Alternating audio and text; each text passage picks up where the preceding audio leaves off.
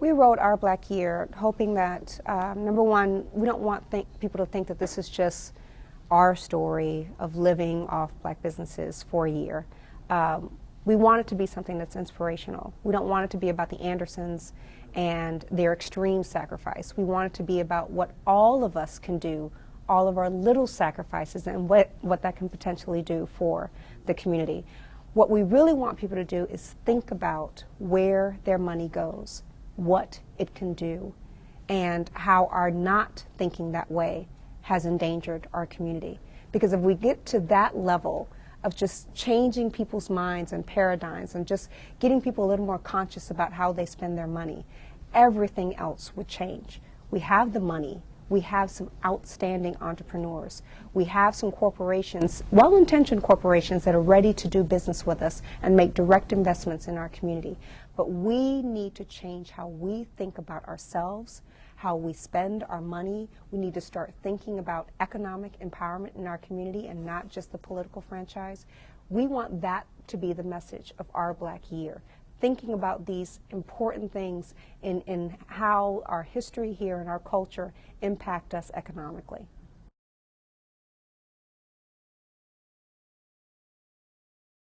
I must say that when we first launched the experiment, our base, as you can imagine, were those folks who were feeling the direct impact of economic exploitation in our economy. And it's those folks who live in the underserved communities, who don't have choices as to where they shop, who feel like their consumer dollar, are frustrated about the fact that their consumer dollar does not stay in their community. Those are the folks who were really supportive of the experiment first. Finally, someone was giving them a voice. But now, the experiment has been embraced by the university folks, the academics. Some of the folks on our team now include Mark Morial, the president of National Urban League, Kathy Hughes, one of our most successful business people. We have folks like that who, first of all, publicly endorse the experiment, have given great reviews for Our Black Year, and are actually partnering with us to institutionalize this movement. National Urban League is actually considering doing a tour where we go around the country and inspire everyday consumers, targeting middle and upper class consumers, to make their own personal pledges, to do their own little experiments to support our businesses as standalone entities in the community and as vendors, suppliers, and franchises of mainstream corporations. National Urban League is ready to take that on so that we can get some more of those folks with $75,000 or more in their households to put a little bit more of that money back into the black community. So we are making some serious headways. We got to be a little creative in our marketing. We have wine tastings and cognac tastings with black-owned wine companies and cognac companies, of course. But those, and we have the book signings at bed and breakfasts.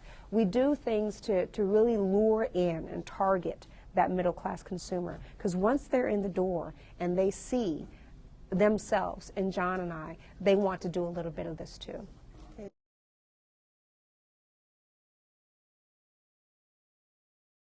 That's exactly what we had hoped for. I mean, as humble as I am, I do not think I'm the next Rosa Parks, and I don't think this is the next civil rights movement.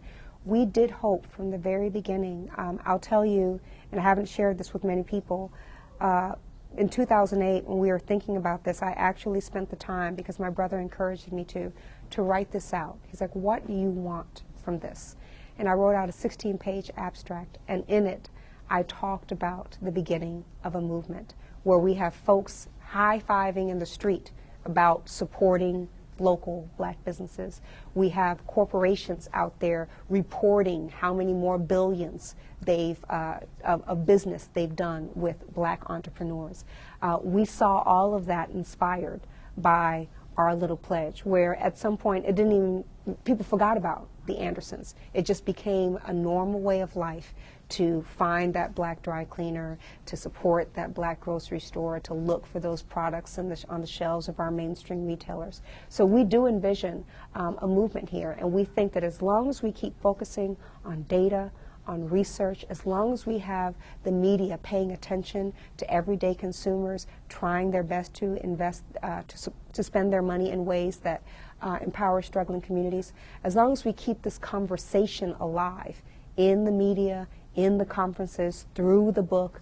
As long as we can keep that going, we can create a movement. And all it takes is not marching on anybody, not taking anyone down. It takes everyday people making personal commitments to every day just put a little bit more money into those businesses who employ the chronically unemployed and put money back into underserved communities. We absolutely think we have the seedlings of a movement here.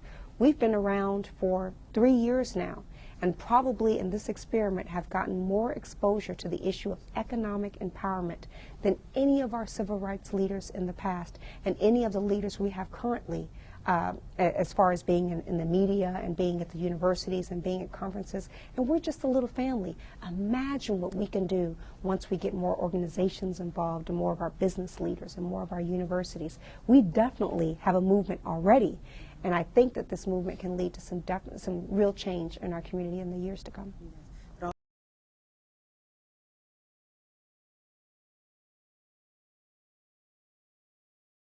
My mother actually said that right before she died. She said, out of all the things you've ever done, the corporate accomplishments, educational achievements, this was the most important thing you've ever done. If no one ever talks about it, if it doesn't go on your resume or you don't receive any rewards about it, it doesn't matter. This was the most important thing you could ever do, to absolutely be selfless, just to make sure that the powerless get the power that has been stolen or they gave away. So it's cathartic even, living this experiment. Sometimes it's a burden. Just the other day, we were looking for a gift for my daughter's friend, having a birthday party. And we have to be very strategic and very creative about how we shop. So I need advance notice, but we forgot or whatever the case may be, and I only had a day to buy the gift. So I couldn't do what I normally do. I buy a lot of my gifts online. So it meant that we would have to travel a good 15 miles to go to this one black-owned bookstore to try to find a black book for my daughter's friend. And we thought about it, it's like, why are we doing this? No one's watching us anymore. Who's going to care? And really, it's just one book. And I remember why we set out to do this, to prove that that one book, buying a banana from Kareem's store, whatever it was, it does make a difference. Because if I do it, and you do it, and thousands of other people do it, then everything would change in our community. So we did drive those 15 miles. And it was beautiful the whole way there and the whole way back. Some people might have thought it was a stupid thing to do. For us, it felt like this is exactly why King was murdered, so that I can have the chance, the blessing, to drive those 15 miles and support that wonderful black-owned bookstore. So what I'm hoping is that more people can feel that joy that I get and not see it as a burden. Because once you start doing it and you see the impact that you have on that store and you feel how great it is to give that little kid a book from a black business, then it doesn't feel like a burden anymore. It feels like you're giving back, like you're a part of something. So yes, that's the feeling that we have all the time. Thank you. Thank you so much.